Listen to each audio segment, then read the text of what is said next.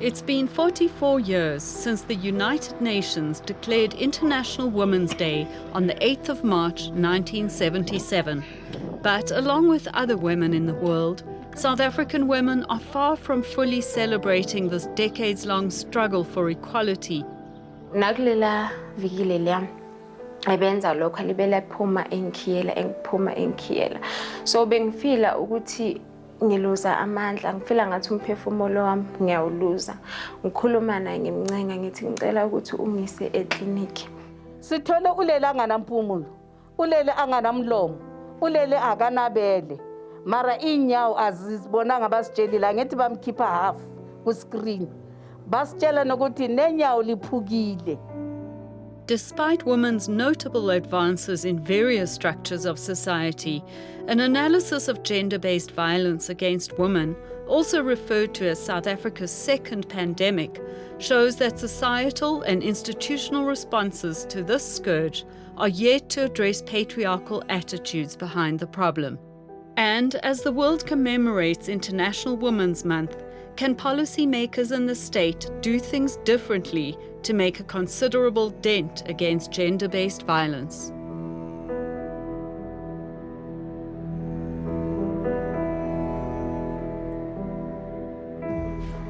"27-year-old Vuyolwethu, mother of two, met her partner in 2018. She says he started being abusive towards her.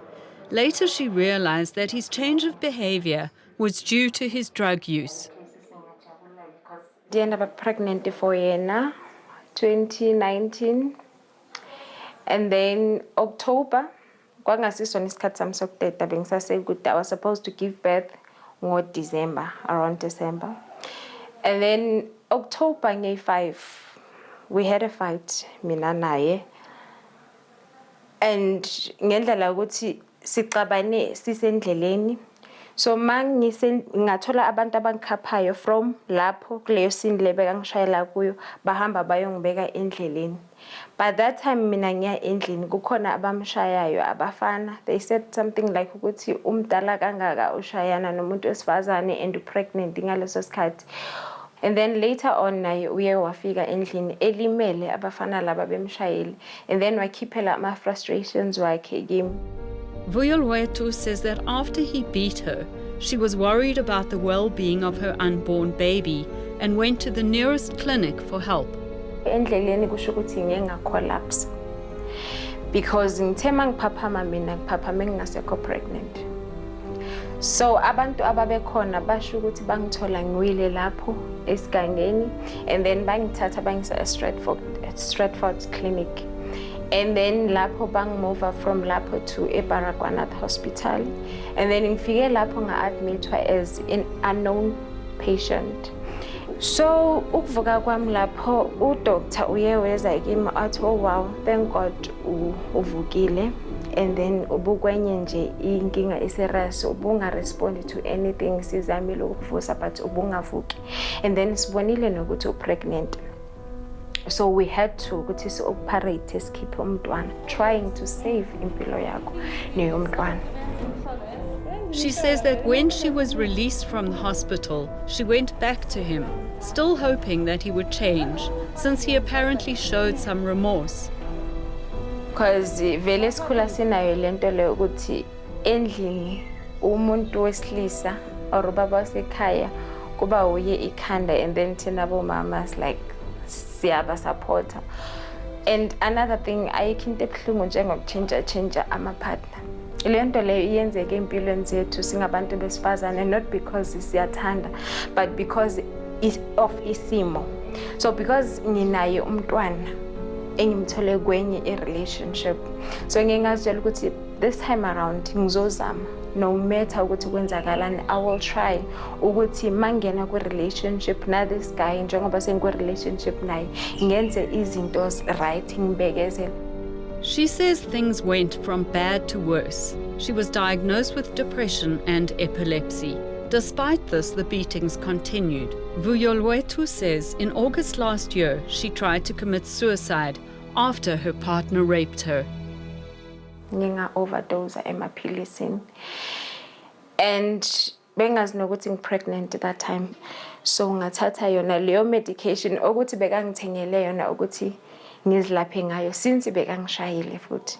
So ngathatha yona lawo mapilisi lawo ngazi-overdose ngawo. So uye wafika ngizi-overdosile and then kusho ukuthi ngithole ngilele phansi ngifeyintile. Because ngithe mangiphaphame angibeke esandleni sakhe lana ekhala ethi baby ngiyaxolisa engiphuzisa ubisi engiphuzisa amanzi ezama ukuthi at least ngibe right. First day ngingahlala naleyo poison emzimbeni wami engayenzi lutho and makaphuma ungikhiyela umnyango as usual because makube sixabene it's either usaba ukuthi ngizohamba or usaba ukuthi ngizohamba ngimreport emaphoyiseni so ube ngikhiyela ngazama ukukhuluma naye ngaleyo nto leyo many times but azange ngimamela. She says she was locked in the house the whole week, with her body growing weaker by the day. A neighbor found her and called an ambulance. Endleleni eya esibhedlela because bathi kumele ngiye esibhedlela. Endleleni eya esibhedlela ngifila ukuthi kuna something la phakathi kwamathanga. And then ngitshela usisi lo we-ambulance ukuthi yazi kunento ephumayo like him. And mageza uthola ukuthi umntwana. And what type of sis? Umntwana lo ophumayo la pregnant na. Ngathi mina athi uthi uthakho pregnant kanjani because umntwana lo ophuma la. And then wangivala nge-linen saver. So kwashintsha ukuthi kumele ngiye straight to igyn. And then lapho ngawabona I remember ngabona ama-doctor ezama ukungisiza. Mara ngagcina lapho. Zona 8:30 lezo za msaka August. She was released from the hospital in October and taken to a shelter through the help of gender rights group People Opposing Women Abuse. Yo, ngisize kakhulu because mangidischarge esibhedlela bengingaboni futhi ngingacabanga ukuthi ngisasengaba nayo alive. So i-experience yami engibeke esibhedlela it took me back to 2019. And then ngahlanganisa yonke lento le ngaba broken ngenye indlela esimangaliso especially after finding out ukuthi ngine liver failure and then ngi-injured ama-kidneys wami bewa injured and ngizibheka nje into ebengiyiyo bekubuhlungu sisi. Mary Makgoba, the CEO of Power, says that women who find themselves in Vuyolwethu's position can go to shelters like theirs for assistance. We make sure that we give them all the support that they need because when they come to us, they're very much depressed, they're hopeless, they're helpless. We've got a national presence in all the 9 provinces in South Africa, but our physical presence is offices in Johannesburg, Gauteng area. We also have shelters, Eastern Shelter, Western Shelter, and the second stage housing. The 2 shelters, Eastern and the Western Shelter, is for women who are unemployed, women who don't have financial means to maintain themselves. Those who are in other provinces, we can give them telephonic counseling. And even if they are willing to leave Cape Town, we do have people who are from Cape Town in our shelters. We do logistical arrangements, make sure that they come. We pay tickets for them, transport, buying refreshments for them so that they can come to our shelters. She says that at the beginning, she was reluctant to go get her partner arrested. But after she received counseling, she had the courage to open a case against him. But ngeke realize something ukuthi abantu besifazane bayahlukumezeka. And then bangenzi lutho ngaleyo nto leyo. Mhlambe sisaba ukuthi i-perpetrator izokwenzani after usuyibophisile let's say mhlambe uyaboshwa and uyagwetshwa usaba ukuthi makebuya uzokwenzani. But I realized ukuthi mangenza njalo kusho ukuthi ngimbonisa noma ngimtshela yena ukuthi whatever ayenzile kimi i-right. And then ngimtshela futhi ukuthi whatever ebeyenza kimi bengideserve but no bengadeserve ukushaywa. Akekho umuntu wesifazane odeserve ukushaywa. Akekho umuntu wesifazane odeserve ukuthukwa. Akekho umuntu wesifazane odeserve ukuphathwa kabi. Getting the courage to report her alleged perpetrator was a difficult decision. Her abuser was released on bail a month after being arrested. She said she is worried for her safety and that the police have not informed her of the status of her case. The police have not yet responded to our queries. South Africa is still reeling from 28-year-old Tshegofatso Pule's death. 4 days after she went missing, her body was found with multiple stab wounds hanging from a tree. She was 8 months pregnant.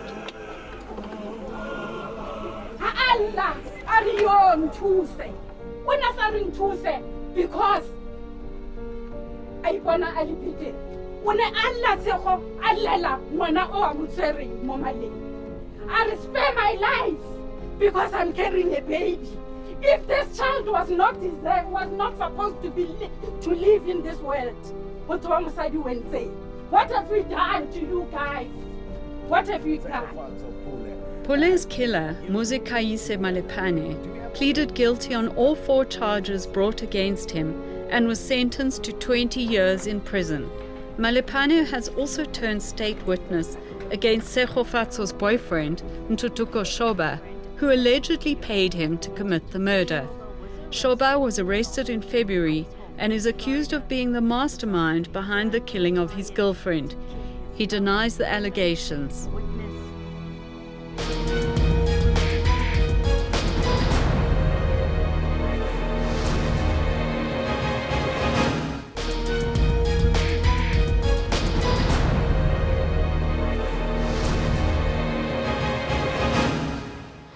In 2019, the United Nations Office on Drug and Crime released its global study on gender-related killings of women and girls. The report showed that a total of 87,000 women were intentionally killed in 2017. More than half of them were killed by intimate partners or other family members. That's 137 women across the world a day. Africa was ranked second to Asia, but considered to be the region where women run the greatest risk of being killed by an intimate partner. 48-year-old mother of 2, Anna Pokela, fondly called Lele, succumbed to a brutal attack on the night of the 28th of November 2020. An end to a life which her relatives say had no fighting chance from her birth to her death. Raised on a farm, Anna walked 10 kilometers to get to school. She partially lost her hearing after a bullying incident at school and had to leave after falling pregnant from a rape at the age of 14. She lost that child and moved to Mashengaville in Johannesburg. It was there that her second child's father was murdered on the street while holding their child. Uneducated and trying to deal with her traumatic life, her family says Anna found solace in alcohol.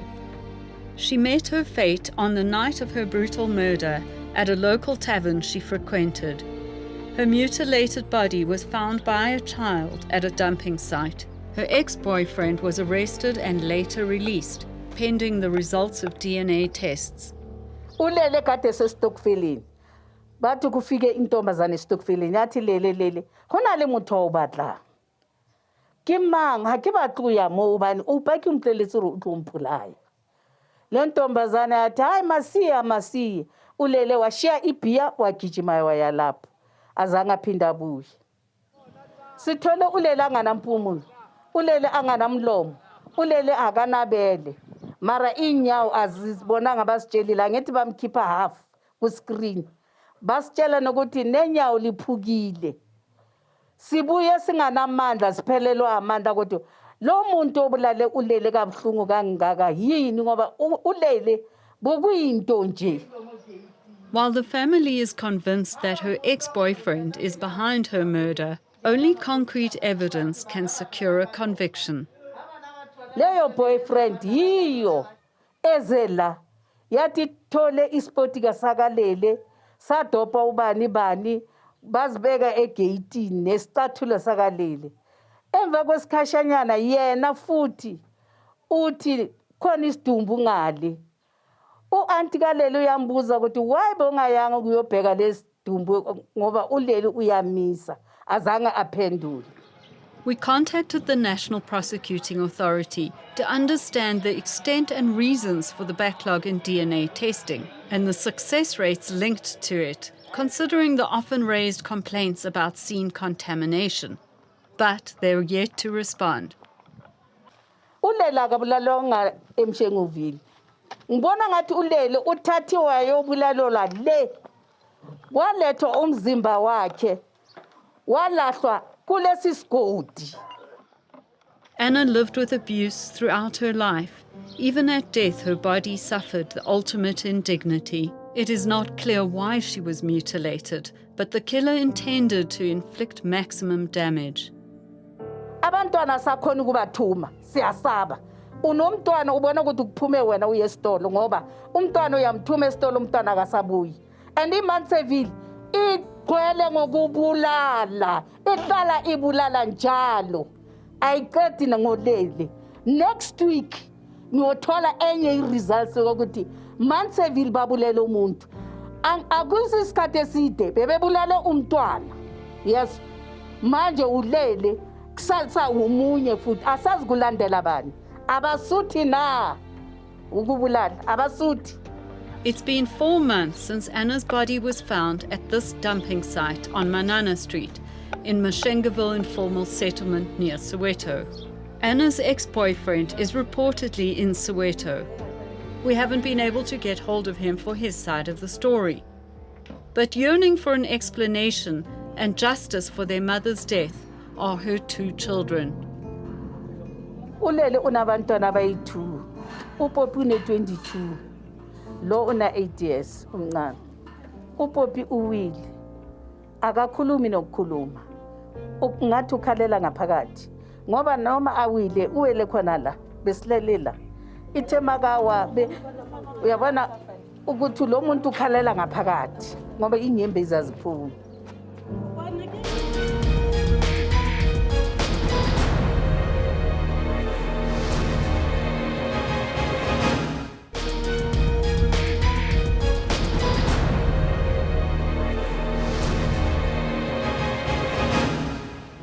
According to Amnesty International, violence against women is symptomatic of a firmly entrenched patriarchy that views women as the property of men. But this is the outcome of a violent society in which violence against women is normalized. Shanila Mohammed says that society needs to have a serious relook at the socialization of men. Men are made to believe that they are superior to women, or that women are things that they have ownership over and can control. And this requires us to start at a very young level. We have to make sure that our children, and especially our young men and boys, are taught from an early age that that women and men are equal, that they have no right to lay their hands or brutalize any woman or child, and that they need, to understand that women and men are have their roles in society, and none is superior to the other. For a long time, women's organizations have berated the lukewarm response given by the state in tackling gender-based violence. The Domestic Violence Bill, the Criminal Law Amendment Bill, and the Criminal and Related Matters Bill aim to regulate protection orders in response to domestic violence, extend the ambit of incest, introduce the offence of sexual intimidation, regulate the inclusion of sex offenders in the National Register, and the giving of evidence through closed-circuit television.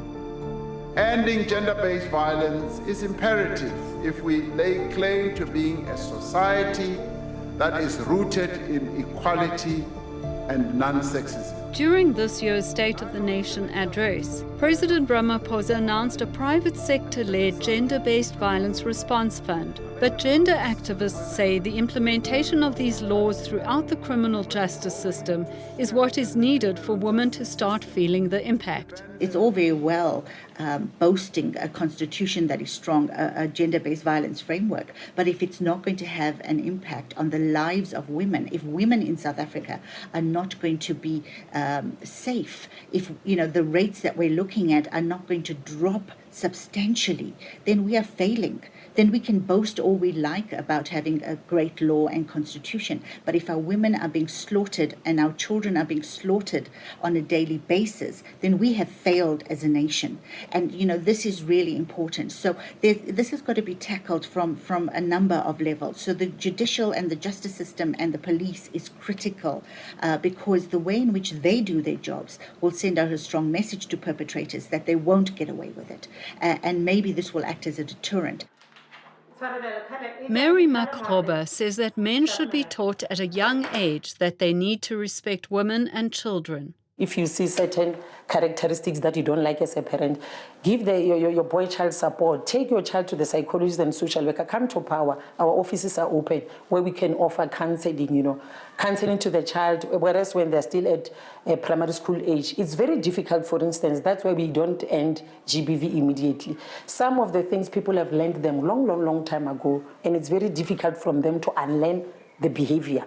You understand? They are used to this type of being harsher, beating women. Some grew up in families where their fathers were beating women, they are abusing their mothers. So it's a whole value chain of so many things. So it needs families, teachers at schools. They must also educate young children about gender-based violence. It must also be part of the school curriculum. This month, as the world once again focuses on the struggles and achievements of women from 1977, it is also a painful reminder that these milestones will take time to be fully felt by many ordinary women and children. Vuyolwethu is determined to raise her daughter with confidence and self-love, but she has since left the shelter, still fearing for her life. Ngingathatha i-decision yokuthi ngiye emaphoyiseni ngivule i-case so that naye azi ukuthi angivuli leyo case ngoba ngimzonda, no, but ngivula leyo case ukuthi umthetho udile naye accordingly, because whatever or izinto azenzile kimi bengingazideserve, and in future uzokwazi naye ukuthi yazini umuntu wesifazane akashayo, umuntu wesifazane uyarespect. And if you feel ukuthi a-relationship ayikunikezi enough, ayikusatisfy, uyaphuma kuleyo relationship leyo. For Vuyolwethu, Anna's family and many like her, justice moves at a slow pace. But her family say, despite how she died, they want to remember her life and honor her courage. If you look at the cases of brutal slaughter in this country against women, they have been over, ridiculous things. I mean, somebody breaks up with a man, a woman breaks up with a man, and, that becomes a reason to kill her. A young girl goes and gets her package for a post office, and that becomes a reason to rape and murder her.